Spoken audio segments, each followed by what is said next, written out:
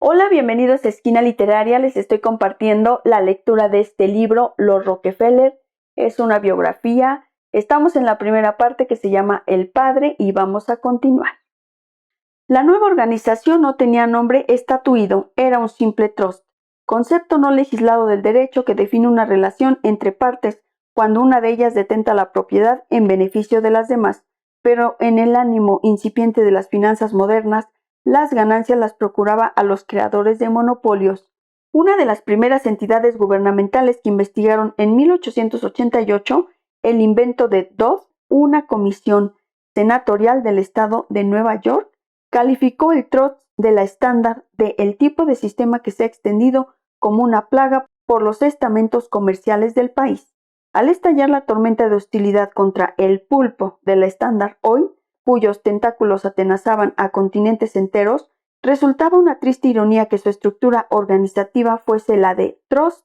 El significado literal del término es confianza, igual que posteriormente sucedería con familia, palabra congruentemente aplicada a los sindicatos mafiosos, pero era un problema semántico que nunca preocupó a Rockefeller, quien siempre insistía en que el estándar era una institución magnánima en sus relaciones con la competencia, los empleados y los propietarios. En este sentido, fue bien característica la respuesta que dio durante un interrogatorio ante la comisión investigadora de la Cámara Legislativa de Nueva York. ¿Es cierto que conceptúa al Standard Oil como una organización de beneficencia pública? Pregunta la Cámara Legislativa de Nueva York. ¿Es cierto que conceptúa al Standard Oil como una organización de beneficencia pública? Y Rockefeller responde, solicito con todo respeto presentar el expediente que lo demuestra. En su recopilación de aquellas comparecencias, el World neoyorquino parodiaba el testimonio público de Rockefeller con esta mordaz definición de trust, una institución filantrópica creada gracias a la benevolente absorción de los competidores para salvarles de la ruina, combinada con la conservación de los seres humanos y la ingeniosa utilización de los recursos naturales para el beneficio de la gente. El trust de la estándar englobaba 40 corporaciones, de las cuales 14 eran de su entera propiedad. Su propia complejidad produjo una maraña de estructuras legales mediante las cuales lograron que sus maniobras fuesen inmunes a la investigación pública y a la divulgación. Por la estructura del trust nunca quedó claro quién era dueño de qué o quién responsable de determinadas actuaciones. Según un analista, se trataba de un problema ontológico y, como escribiría posteriormente Ida Tarbell, se podía arguir su existencia por los efectos, pero nunca demostrarla. El trust asentó sus cuarteles en Nueva York y allí se trasladó de mala gana Rockefeller con su familia, dejando profundas raíces en el suelo de Forest Hill y en los cimientos de la iglesia batista de Erie Street. Aprendió a convertirse en neoyorquino, comprándose una casa moderna en la Quinta Avenida, y a diario acudía a las nuevas oficinas de la corporación en la calle Broadway número 26, una dirección que pronto adquiriría significado de máxima iniquidad en el mundo de los negocios a nivel internacional. Sin embargo, en cierto modo Rockefeller nunca dejaría de ser un negociante provinciano. Se hizo feligres de otra iglesia batista, negándose a ascender de categoría gracias a otra adscripción más respetable. Fue H. L. Mencken quien escribiría: la mayoría de los norteamericanos, cuando amasan dinero, trepan los muros dorados de la iglesia episcopal más cercana. Sin embargo, los Rockefeller no abjuraron del primitivo dios de la lluvia del hinterland americano, ni mostraron indicios de vergüenza. John Dee llegaba a la oficina con la misma sencillez de cualquier empleado.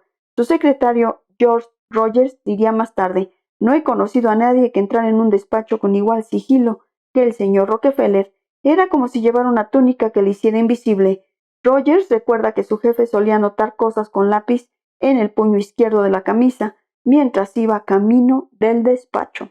Almorzaba todos los días en Broadway 26 con los procónsules del inmenso imperio del Standard, con William Rockefeller, un hombre bonachón y tranquilo, padre de 2 hijos que pronto se casarían con 2 hijas del banquero James Stillman, creando una alianza dinástica cuyos descendientes, los Stillman Rockefeller, llegarían a controlar el First National Citibank, que en su momento amenazaría la hegemonía en el mundo financiero del Chase Manhattan de sus primos, con Henry H. Rogers, a quien los de Wall Street denominaban perro terrorífico por las redadas sangrientas que realizaba en el mercado de inversiones a título particular con John Archbold, quien después de prometer al intransigente Rockefeller que dominaría su vicio por el alcohol, había ascendido imparable en la jerarquía del Standard y que posteriormente alcanzaría una indeseada celebridad como el gran corruptor.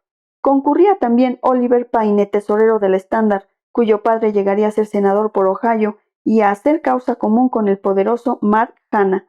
Rockefeller, sentado siempre muy serio junto a Charles Pratt, a quien había cedido la presidencia de la mesa por ser el mayor del grupo, escuchaba sin inmutarse lo que decían los demás y a veces daba su opinión, pero siempre mantenía una actitud acorde con su idea maestra: encontrar la persona capaz de hacer el cometido concreto que deseas y dejárselo hacer sin poner obstáculos, máxima que los publicistas de Rockefeller citarían más tarde como si se tratase de un axioma de Oscar Wilde. El gang del Standard Oil estaba formado por el equipo más importante de cerebros grises jamás visto al servicio de una sola organización. Todos eran millonarios y cuando deliberaban se habría dicho que era una reunión de ministros. Ante el comité Hepburn, que investigaba las tarifas ferroviarias, hasta el omnipotente William Vanderbilt había agachado la cabeza en el estrado de los testigos comentando a los interrogadores gubernamentales: ¿qué duda cabe de que estos hombres son muchísimo más listos que yo? Nunca he conocido a nadie tan capaz como ellos en su negocio. No creo que logren ustedes doblegarlos, en algunos estados o en todos, por medio de una legislación o cosa parecida. No podrán, siempre estarán por encima, véanlo si no.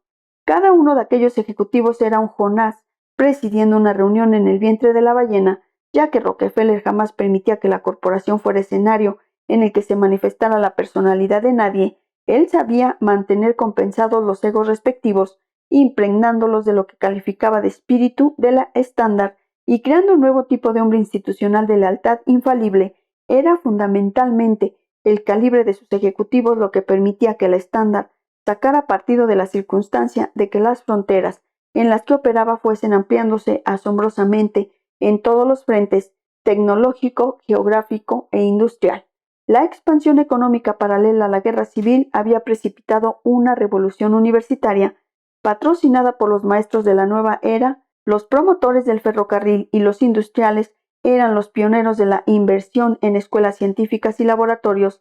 Fue la escuela científica de Yale donde Benjamin Silliman inventó el primer proceso para industrializar el refinado del petróleo. En este terreno, la demanda de descubrimientos técnicos para cubrir la panoplia económica empezaba a sustituir a Cicerón y Virgilio como asignaturas académicas básicas. A finales del siglo, la nueva ciencia industrial descubría ya decenas de productos secundarios para los derivados del petróleo refinado: parafina, lubricantes, vaselina y hasta chicle.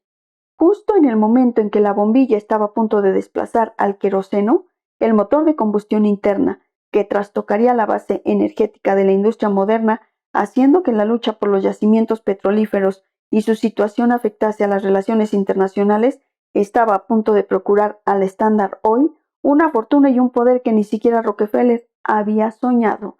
En 1903 los agentes del Standard se personaron en Kitty Hawk para ofrecer a los hermanos Wright gasolina y aceite lubricante, y en 1904 sus vendedores inauguraban una estación de servicio para uso de los participantes en la primera carrera automovilística internacional. Entre Nueva York y París, la indeclinable atención prestada por Rockefeller a la expansión del Trust, incluso en una época en que el increíble futuro del petróleo era imprevisible, situaba al Standard en una ventajosa posición para aprovechar el porvenir.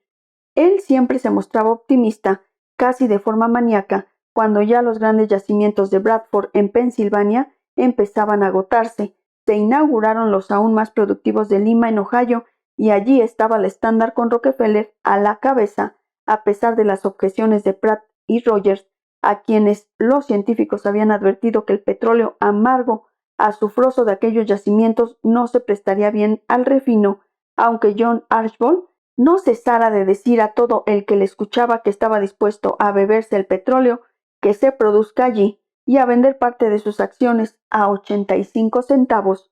Rockefeller dispuso $3 millones de su propia fortuna como garantía del descubrimiento de un proceso para tratar el crudo y hacerlo vendible. No se equivocó.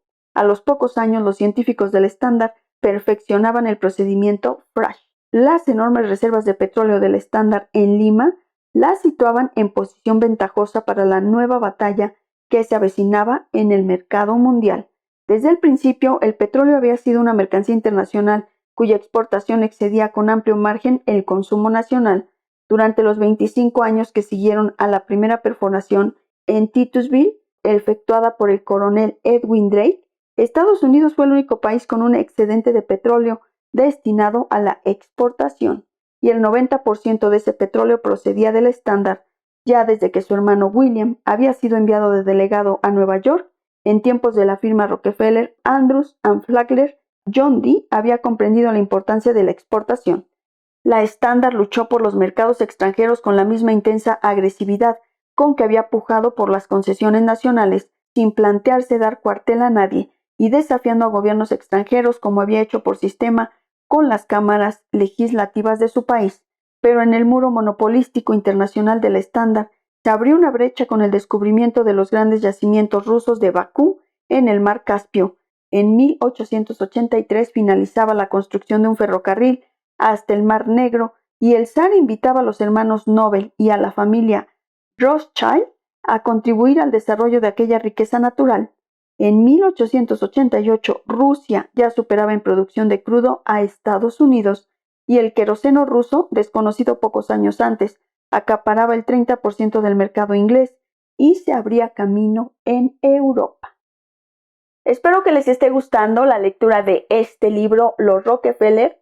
Es una biografía bastante extensa. Los invito a que me dejen sus comentarios, le den like a la lectura, la compartan. Muchas gracias por escucharme, los espero en el próximo video para continuar con esta y otras lecturas.